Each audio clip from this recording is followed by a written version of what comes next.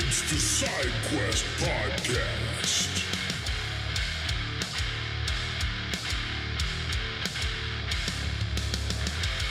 Think of global security right now like a highly complex but incredibly outdated electrical grid. Oh, yeah. That's a good way to look at it. Right. Yeah. Because usually, if one transformer blows, the system just routes around it. You get a brownout, sure, but the grid survives. It adapts, exactly. But what happens if, say, 4 major hubs short out at the exact same time and they're all wired directly into each other? Then you're looking at a total cascading system failure. Exactly. And welcome to today's deep dive. We're looking at a brand new, massive geopolitical risk analysis from June 2026. And it is a heavy one. It really is. It's titled, quite cheerfully, The World at the Brink. Yeah, very uplifting. Right. But our mission today is to unpack this dense, honestly terrifying, but absolutely essential report. We need to understand how the global order has just fundamentally shifted over the last 14 months. And, more importantly, what this actually means for you listening. Yes, exactly, because this isn't just abstract theory for diplomats. This dictates your gas prices, your supply chains. The fundamental safety of the world you wake up in every single day. Exactly. Because when you read through this assessment, it genuinely feels like a political thriller that is somehow just bled right into our daily reality. Totally. I mean, we are looking at a landscape right now in June 2026 where the U.S. and Iran are in active lethal conflict. Which is still wild to say out loud. It is. A sitting supreme leader in Iran was assassinated just months ago. Plus, a massive grinding ground war is still raging in Europe. Right. And the Pacific is basically a powder keg just waiting for a single spark. Now, I do want to be clear right up front. Now, let's clarify this. We are not currently in World War III. Right. Important distinction. Very. But what this report makes chillingly obvious is that the architecture for catastrophe is now fully assembled. The architecture for catastrophe. I want to focus on that phrase you just used, because the analysis notes that what makes this moment uniquely dangerous compared to, say, the Cold War, is that these crises are simultaneous, not sequential. Exactly. They're all happening at once. We aren't dealing with one Cuban Missile Crisis where the whole world can just, stop and hold its breath. We are dealing with 4 or 5 at the exact same time. And they feed into each other. Right. But to understand how this grid is failing, I feel like we have to start at the absolute epicenter of the current shockwave. The Middle East? Yes. We have to look at the Middle East because that is the catalyst that's fracturing global energy markets right now. Yeah, and the catalyst for this current global posture really kicked off back on February 28, 2026. Right? And it was the sheer scale and suddenness of it that just stunned the international community.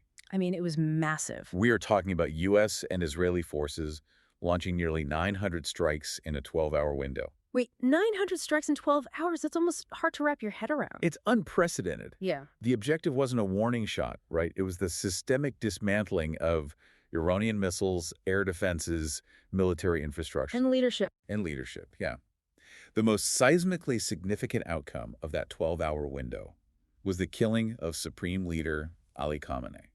Along with, dozens of other high-ranking officials? Exactly. Decapitating the top of the regime. Okay, this is where I have to ask about the logic here. Because the source material notes these strikes happened right in the middle of ongoing nuclear negotiations. Yeah, the timing was, it was aggressive. Right. From the outside, that looks like kicking over the chessboard just because you don't like how the game is going. That's a fair comparison. So looking at the analysis, was this viewed as a massive strategic miscalculation by Washington and Jerusalem? Or, I don't know, was there a specific mechanism driving this, like a belief that the regime was uniquely vulnerable? Well, the report frames it as less of a miscalculation and more of a desperate, highly calculated gamble. Okay. Desperate how? Washington and Jerusalem basically determined diplomacy had simply run its course. It was a dead end. Right. They saw an Iranian regime that was facing severe economic collapse and intense internal domestic pressure. Oh, so they saw an opening. Exactly. The intelligence assessment essentially concluded, if we are ever going to degrade their nuclear and conventional capabilities, this is the window. But the fallout was, it was devastating. What some defense analysts are now calling the Third Gulf War, or Operation Epic Fury. Operation Epic Fury. And we saw 5 weeks of just brutal, direct exchanges. We did. and the human cost was significant. Yeah, the report lists 13 U.S. service personnel, 3 Israeli soldiers, and 1 French soldier killed, along with over 3,000 fatalities in Iran. It was a very real, very bloody conflict, but, it wasn't just a military exchange. Right. If you're listening to this and wondering why filling up your car suddenly requires a second mortgage, this is where the economic weaponization comes in. Because Iran understood they couldn't win a conventional force-on-force war against the U.S. military. No way! So they leveraged geography instead. They effectively shut down the Strait of Hormuz. Which is a huge deal. For anyone unfamiliar, this is a narrow waterway between the Persian Gulf and the Gulf of Oman. Right, and it's the choke point for roughly 25% of the world's seaborne oil trade. 25%. And 20% of global liquefied natural gas. It's the jugular of the energy market. So what did they actually do? Just threaten ships? No, the Islamic Revolutionary Guard Corps didn't just threaten them. They laid sea mines. Oh, wow. They actively boarded merchant vessels. More than 800 ships ended up stranded in the Gulf, totally unable to move. So they essentially put a tourniquet on the global economy. Yes, and oil prices instantly spiked over $100 a barrel. Which triggered a global fuel crisis. Hitting Asia and Europe incredibly hard and directly impacting the prices at your local pump. And the terrifying reality check of today, like literally today, June 8, 2026, is that this situation is actively deteriorating. It's unraveling. The fragile ceasefire declared back on April 8 is breaking down as we speak. Yeah, the report details that right now, missiles are flying toward Israel's main nuclear research center in Dimona. And Israel is striking back at central and western Iran. Brent crude, the global benchmark for oil prices, is already jumping back above $97 a barrel today. It's incredibly volatile. There's even a note in the report about a post today from Donald Trump on Truth Social. Oh, right, the social media post. Yeah, stating that final negotiations on peace are proceeding, but are subject to ignorance or stupidity getting in its way. And honestly, regardless of politics, that post kind of encapsulates the extreme fragility of the moment. Totally. Because the underlying mechanisms of this conflict, Iran's nuclear ambitions, controls the Strait of Hormuz, the massive political vacuum left by Khamenei's death, none of it is resolved. It's just a pause. Right. It is a mutually costly standoff that could honestly tip into a full-scale, uncontrollable regional war in an afternoon. Okay, so we have this massive consuming fire in the Middle East, but, in geopolitics, nothing happens in a vacuum. Never. A spike in oil prices hurts everyday consumers, sure, but it actually benefits certain global players. It definitely does. And the report points directly to an opportunistic alliance forming in the shadows, literally fueled by this chaos. The so-called axis of upheaval. Right, cranking China, Russia, Iran, and North Korea. Yeah, and this alignment really accelerated after Russia's initial invasion of Ukraine. But the U.S.-Iran war just brought it completely out into the open. How so? Like, what were they actually doing? Well, during the U.S. military buildup in the Middle East, China didn't just sit on the sidelines offering diplomatic platitudes. Right. They actively deployed tracking vessels to the region. The report notes they even published satellite images of U.S. THAAD missile batteries. Wait, let me pause you there. THAAD batteries, those are advanced anti-ballistic missile defense systems, right? Exactly. Very high-tech, very critical. Why is China publishing satellite images of U.S. air defenses in the Middle East? What's the strategic goal of making that public? It was a flex. They were signaling to Washington, we see your deployments, we know exactly where your defenses are, and we are capable of sharing this targeting data with Iran. Oh, wow. So basically acting as Iran's eyes in the sky. Yeah. And Iran's own foreign minister explicitly confirmed they were receiving military cooperation from both Russia and China. That's wild. It's a way for China to complicate U.S. military operations without firing a single shot themselves. This is where I want to push back a little on the terminology the report uses, though. Okay, sure. Calling it an axis conjures up images of World War II, right? Like a formal, locked-in treaty where an attack on one is an attack on all. The old Axis powers, yeah. But reading the analysis, it feels much more like, I don't know, rival tech companies secretly sharing trade secrets just to bankrupt the market leader rather than formally merging their businesses. That's a great analogy. Is calling it an axis misleading? It seems like a very temporary marriage of convenience. Well, it is a marriage of convenience, absolutely. But I wouldn't let the lack of a formal treaty lull anyone into a false sense of security. Fair point. You're completely right that Russia and China are not deploying their own troops to die for Iran. They're not bound by a NATO-style mutual defense pact. Right, they're not going to fight Iran's war. Exactly. In fact, Russia is actively benefiting financially from Iran closing the Strait of Hormuz. Because it dries up the price of Russian oil. Precisely. But they don't need a formal treaty to be lethal. They are using each other's crises to probe Western resolve. And to drain resources. Yes. Most importantly, to drain American attention, munitions, and financial resources. It is a deliberate strategy of strategic exhaustion. Strategic exhaustion. And if we follow that chain reaction, nowhere is that exhaustion more obvious than in Europe. Oh, absolutely. Because the U.S. is entirely distracted. Its critical air defense resources, like those batteries we mentioned, are being sucked into the Middle East to protect assets against Iran. Leaving a huge gap elsewhere. Right. A massive, dangerous vulnerability has opened up in Ukraine. And we are now in the 5th year of the Russia-Ukraine war. The reality on the ground is just incredibly grim. It's brutal. It has become the ultimate war of grinding attrition. The report provides a staggering statistic to illustrate this stagnation. Yeah, I remember this. Over a recent 4-week period, Ukrainian forces recaptured roughly 97 square miles of territory, Okay. while Russia recorded a net loss of 93 square miles. So the map barely moves. It's practically frozen. If you're listening and wondering why a 90 square mile change in a massive country matters, it's because it shows total paralysis. Why is it so frozen? It's due to a combination of things. Dense, multi-layered minefields, for one, and the absolute saturation of the airspace with surveillance drones. Right. The drones, you can't hide anything anymore. Exactly. You cannot mass troops or armor for a surprise offensive because the enemy sees you from the sky before you even start your engines. That sounds like a nightmare. So it just turns into an artillery meat grinder. Yeah. But here's the critical difference. The economics of it. Yes. Russia's military spending has grown to $190 billion in 2025. Wow.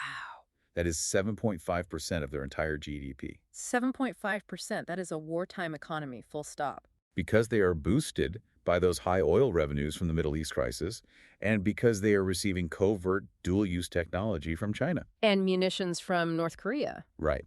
So Russia can sustain this indefinite grind. Ukraine simply cannot without massive, uninterrupted Western support. And the diplomatic situation is totally deadlocked. I mean, the report cites prediction markets giving only a 25.5% chance of a ceasefire by the end of 2026. It's highly unlikely. The Kremlin is openly stating peace is a very long way off, and this realization has caused total systemic panic in Europe. Oh, they are definitely panicking. We're seeing NATO Europe spending $559 billion in 2025. UK Prime Minister Keir Starmer is trying to position Britain as a primary anchor for European stability. Which is a huge shift. And Poland is spending over 4% of its GDP on defense. They are literally partnering with South Korea to build tanks because they know they are right next door to the threat. They feel the heat, for sure. But, I have a major issue with how this is often framed in the media. Oh. You read these headlines celebrating NATO countries finally hitting their 2% GDP spending targets, right? Like, it's this big victory. Sure. To me, that's like bragging about finally buying a gym membership when the marathon is tomorrow. That is a perfect way to put it. Does a budget spreadsheet actually matter if the weapons themselves take years to manufacture? And that is the brutal capability gap that NATO Secretary General Mark Rutte and this report highlight. Right. You can pledge billions of euros today, but you cannot just flip a switch and build an artillery shell factory overnight. It takes time. It requires supply chains, specialized labor, and raw materials that have been neglected for decades. Since the Cold War, basically. Exactly. The report points out that despite European members collectively spending roughly a third of what the U.S. spends on defense, Okay. their combined military capabilities amount to only about 10% of American military capacity. 10%. That is a terrible return on investment. Because decades of post-Cold War demilitarization are embedded deep in their force structures. Yeah. Europe is finally rearming, yes, but they are sprinting in a race they began far, far too late. So if we step back and look at the whole board for a second, Okay. Russia is physically grinding through Europe's ammunition stockpiles. Yes. Iran is burning through the Middle East, pulling U.S. carrier groups and air defenses into the Gulf. Right. And then we have China. The big one. China is quietly sitting back, avoiding direct conflict, and taking very detailed notes for its ultimate long-term prize, Taiwan. This is perhaps the most consequential, long-lasting ripple effect of the current global distraction. Really? More than the active wars? Potentially, yes. Yeah. The 2026 U.S. intelligence assessment states that China has no fixed timeline or imminent 2027 plan to launch a D-Day-style invasion of Taiwan. Okay, so no immediate invasion. Right, though many critics argue that assessment is dangerously optimistic. But regardless of whether it happens next year or in a decade, Yeah. Xi Jinping has clearly tied the annexation of Taiwan to his ultimate goal of national rejuvenation by the year 2049. And they aren't just waiting around until 2049. They are applying what the report calls a slow squeeze. A very methodical squeeze. It's coercion, intense diplomatic pressure, and massive espionage. The report specifically mentions China is heavily exploiting financial instability among Taiwanese military personnel to gain intelligence. Yes, that's a key tactic. What does that actually look like on the ground? It's highly targeted subversion. Chinese intelligence operatives look for junior Taiwanese officers or logistics personnel who have, say, heavy gambling debts, Oh, wow. or predatory loans or other financial vulnerabilities. So they find the weak link. Exactly. They swoop in, offer to clear the debt, and in exchange, they just ask for some basic logistical schedules. Nothing too crazy at first. Just a foot in the door. Right.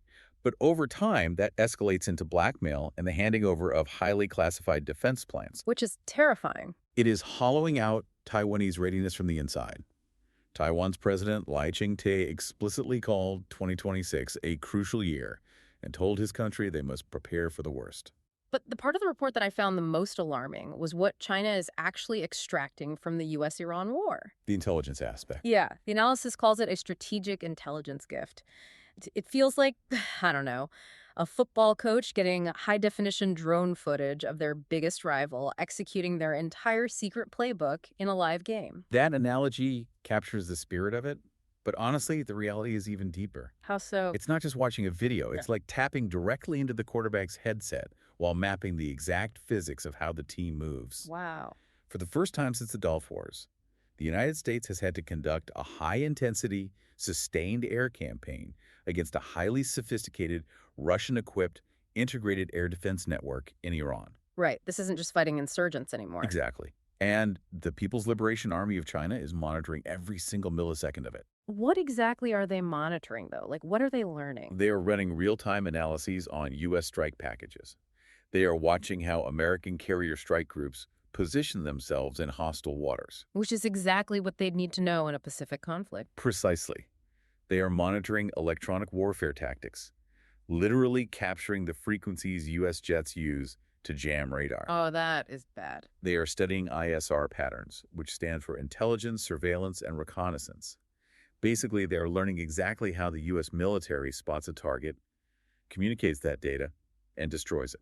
So, in our effort to project strength and dismantle the Iranian threat in the Middle East, the U.S. is simultaneously advertising its capabilities and revealing its vulnerabilities to Beijing. That is exactly what's happening. We might have accidentally handed China the exact blueprint they need to defeat U.S. forces in the Pacific. That is the fear. China is using this live masterclass in the Middle East to actively refine its calculus and military doctrine for a future move on Taiwan. Which brings us to the final and undoubtedly most urgent section of the report, the architecture of escalation. This is where it gets really dark. Yeah. We have 4 glowing hotspots. They're completely intertwined. The big question for you, listening right now, is how do these isolated, simultaneous fires actually merge into a global inferno? How does it all go wrong at once? Right. How does World War III actually start from here? The report lays out 4 distinct paths, and I want us to really dig into them. Let's do it. What's the first one? The first path the report outlines is Middle East reignition. Okay. In this scenario, the fragile ceasefire collapses completely. Iran heavily blockades the Strait of Hormuz, successfully sinking merchant vessels. Which tanks the economy again? Oil skyrockets, crippling the global economy, and the U.S. authorizes a massive second campaign, this time targeting Iranian energy infrastructure directly. Taking out the oil fields. Right. Iran retaliates by attempting to swarm U.S. carriers with drones and fast attack craft. A U.S. warship is sunk, resulting in massive American casualties. Which is a huge red line. And the critical pivot here. Russia and China escalate their covert support to Iran to a point where the U.S. has to decide if China has crossed the line into an act of war. So it draws everyone in. What's path 2? Path 2 shifts to Europe. This is the Ukraine collapse scenario. Okay, what happens there? A major, strategically vital Ukrainian city falls, say, Kharkiv or Odessa.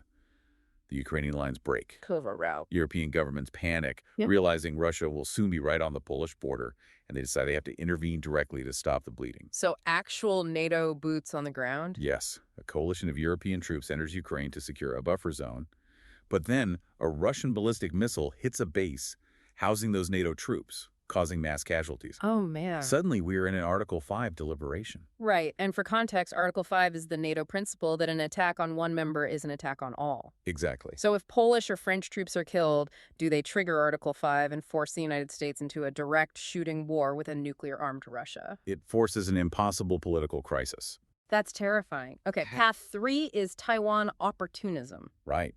So while U.S. carrier groups and munitions are entirely tied up, trying to survive in the Middle East, And Europe is scrambling to hold the line in Ukraine. China makes its move. But they don't launch a D-Day invasion. They initiate a legally ambiguous quarantine of Taiwan. A quarantine. Wait, what's the difference between a quarantine and a The blockade? distinction is actually crucial here. A blockade is a formal act of war. Okay. A quarantine, like what JFK used during the Cuban Missile Crisis, is framed as a customs inspection, a law enforcement action to prevent, quote-unquote, contraband from entering Taiwan. So it operates in a legal gray zone. Exactly. But the effect is the same. Taiwan is strangled. Right. It forces the U.S. to make a horrific choice. Back down, abandon a democratic partner, and destroy the credibility of all its global alliances in Asia. Or fight a massive naval war against the world's second largest military while completely overextended. Yep, lose-lose. Okay, I'm going to ask you to rank this. Oh, really? Yeah.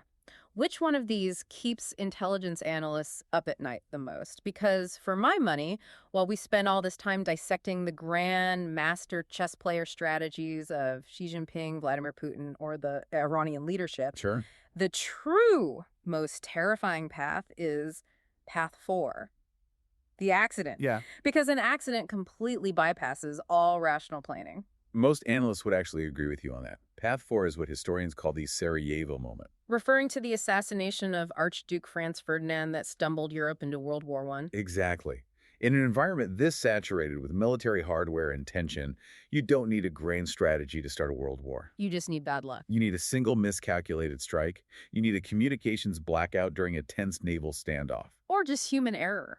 Exactly. You need a field commander on a destroyer who misreads a radar signature and overreacts without authorization from their capital. And look at the board right now. You have Iranian missiles flying near Israeli nuclear sites. You have Russian drones clipping NATO airspace over Romania. It's crowded. You have U.S. and Chinese vessels playing chicken in the South China Sea.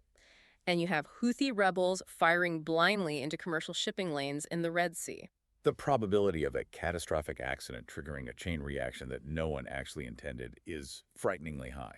It's practically inevitable if it goes on long enough. History shows us that the most dangerous escalations are rarely the ones drawn up in a war room. They're the ones we stumble into. Right. Take 1983, for example. You had the Able Archer exercise, where the Soviets almost misread a NATO command post drill as a genuine first strike. It came so close then. And that same year, you had the Stanislav Petrov incident, where a Soviet satellite glitch falsely reported incoming American intercontinental ballistic missiles. And we only avoided nuclear war because one man decided to trust his gut over the computer and not fire back. Exactly. When you have this many loaded guns pointed at each other globally, the margin for a technological or human error shrinks to zero. So let's bring this all together. The report makes a vital point in its conclusion. The world has navigated massive existential crises before. We have. But historically, we have dealt with them sequentially.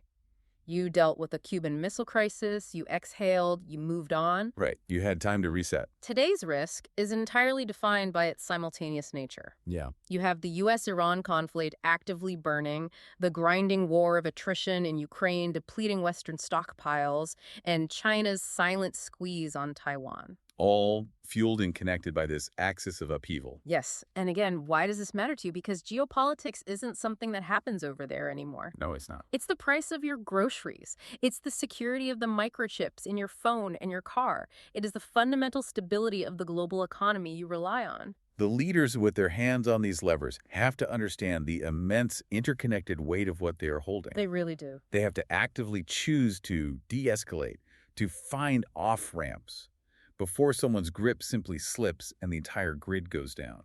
And that brings me to a final thought I want to leave you with, something to mull over that builds on this idea of the accident. Okay. We know human panic and exhaustion are historically the biggest risk factors for that Sarajevo moment. Definitely. But look at where military technology is heading. Militaries around the world are increasingly integrating artificial intelligence and automated defense systems to process this overwhelming, simultaneous threat environment. Because things are moving too fast. Right. They are doing this because humans literally cannot think fast enough to process drone swarms and hypersonic missiles anymore. It's physically impossible. So, what happens to the accident in the edge of AI? That is the million-dollar question. Will artificial intelligence actually save us by completely removing human emotion, exhaustion, and panic from the equation? Maybe. Or will a machine's millisecond miscalculation, like just a glitch in an automated firing system, lock the world into World War III before a human leader even has the chance to pick up a red phone and hit the brakes? It's a terrifying thought. It really is. Thank you for joining us on this deep dive into the architecture of catastrophe. We'll see you next time.